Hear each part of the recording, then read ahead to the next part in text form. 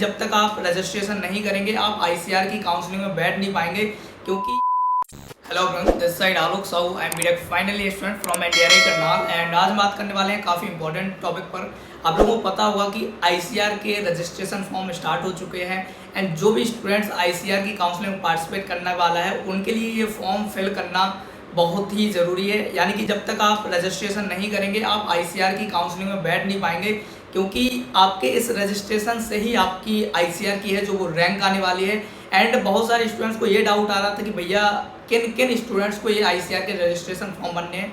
सबसे पहले अगर आपने आईसीआर को सीओडी के फॉर्म में चूज़ किया होगा तो आपके पास मेल आया होगा जिसमें आपको यूज़र आईडी और पासवर्ड दोनों दिए गए होंगे।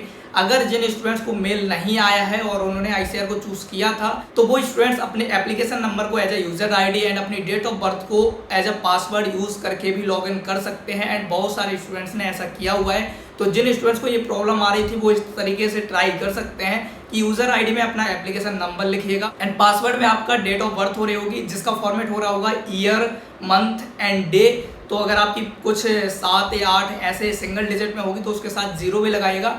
तो वो जो फॉर्मेट होगा आपका पासवर्ड का फॉर्मेट हो रहा होगा, आपका एप्लीकेशन नंबर यूजर आईडी होगा एंड आपकी डेट ऑफ बर्थ आपका पासवर्ड होगा। एंड उसके अलावा जो बड़ा दूसरा डाउट आ रहा था वो यूपीएस कैटेगरी को लेकर आ रहा था कि भैया यूपीएस कैटेगरी किन किन स्टूडेंट्स को एस करना है, नो करना है। तो देखो, UPS category stands for under privilege states, यानी कि जो स्टेट्स के पास उनके खुद के एग्रीकल्चर कॉलेजेस नहीं है, यानी कि वो स्टेट जो कि नॉर्थ ईस्ट साइड में आते हैं, तो जो स्टेट्स यूपीएस के अंडर आते हैं उन स्टूडेंट्स को पता होता है कि वो यूपीएस कैटेगरी में आते हैं। लेकिन बाकी जो स्टूडेंट्स हैं अदर स्टेट के जो यूपीएस कैटेगरी में नहीं है उनको नो करना है।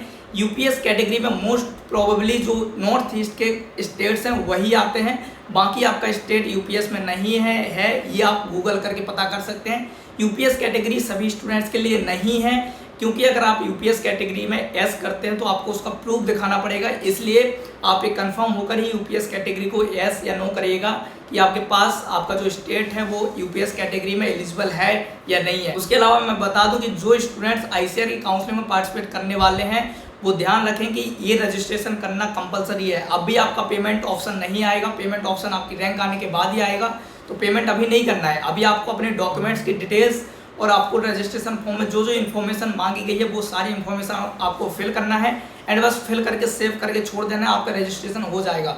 एंड उसके बाद जब आपकी रैंक आएगी, रैंक के बाद आपका पेमेंट आईडी का ऑप्शन खुल रहा होगा, उसके बाद आपका पेमेंट होगा। लेकिन पेमेंट से पहले और रैंक से पहले आपको रजिस्ट्रेशन करना पड़ेगा। रजिस्ट्रेशन करेंगे, इसी रजिस्ट्रेशन के बेसिस पर आईसीआर वाले आपकी रैंक बनाएंगे, यानी कि जो जो स्टूडेंट रजिस्ट्रेशन करेंगे उन्हीं स्टूडेंट्स की रैंक आएगी। तो ये चीज़ आपको पता होना चाहिए कि रजिस्ट्रेशन करना कंपलसरी है। तो इसलिए कह रहा हूँ कि जिन स्टूडेंट्स को नहीं पता कोशिश करो इस वीडियो को ज़्यादा से ज़्यादा शेयर करो, ताकि वो स्टूडेंट जो आईसीआर की काउंसलिंग के लिए वेट कर रहे थे उनके पास ये वीडियो पहुंचे और वो लोग अपना रजिस्ट्रेशन सही टाइम पर कर लें। 23 अगस्त आपकी लास्ट डेट है रजिस्ट्रेशन की। अगर आप रजिस्ट्रेशन नहीं कर पाएंगे तो आपको दिक्कत होगी, इसलिए कोशिश करिएगा कि जल्दी से जल्दी आप रजिस्ट्रेशन कर लें। बाकी चैनल पर अगर आप नए हो तो चैनल को सब्सक्राइब करके रखिएगा, ताकि जो भी फर्दर अपडेट्स आए वो आपको यहाँ मिलते रहें। उसके अलावा आपने अगर हमारा टेलीग्राम ग्रुप ज्वाइन नहीं किया तो टेलीग्राम ग्रुप को भी ज्वाइन करके रखिएगा, ताकि जो भी छोटे छोटे अपडेट्स होते हैं वो आपको मिलते रहे।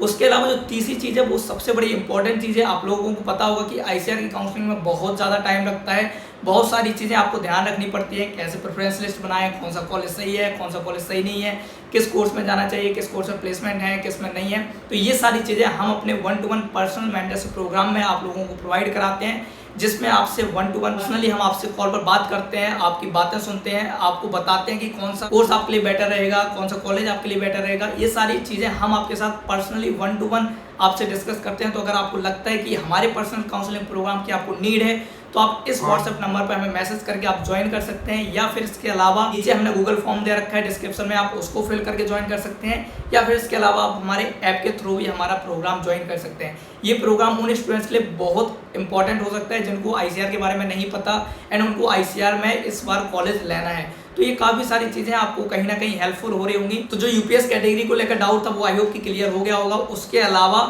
अगर आपके पास ईमेल नहीं आया है तो आप अपना एप्लीकेशन नंबर को यूज़र आईडी और डेट ऑफ बर्थ को पासवर्ड मानकर उसमें एक बार डालकर देखें, आपका लॉगिन हो जाएगा। एंड उसके अलावा आपका रजिस्ट्रेशन करना कंपलसरी है। अगर आप पहली बार वीडियो देख रहे हैं तो प्लीज़ जाकर रजिस्ट्रेशन करो। रजिस्ट्रेशन अगर आप नहीं करेंगे तो आपकी रैंक नहीं आएगी, रैंक नहीं आएगी तो आप काउंसलिंग में नहीं बैठ पाएंगे। इसलिए ये सारी चीज़ें बहुत इंपॉर्टेंट है। तो सबसे पहले जाकर ये कर लो, उसके बाद आगे जो भी होगा उसके ऊपर हमारी वीडियोज़ आती रहेंगी, तो चैनल पर आप बने रहिएगा। बाकी किसी को कोई डाउट होता है तो कमेंट सेक्शन आपके लिए हमेशा खुला हुआ है, जाओ जाके कमेंट करो। हमारी पूरी कोशिश होगी कि हम आपके कमेंट्स के रिप्लाई कर रहे होंगे या फिर उन पर प्रॉपरली डेडिकेटेड वीडियोस बना रहे होंगे। तो अभी के लिए इतना ही यार, बाकी मिल रहे होंगे अगली वीडियो में, तब तक के लिए चलते हैं, बाय।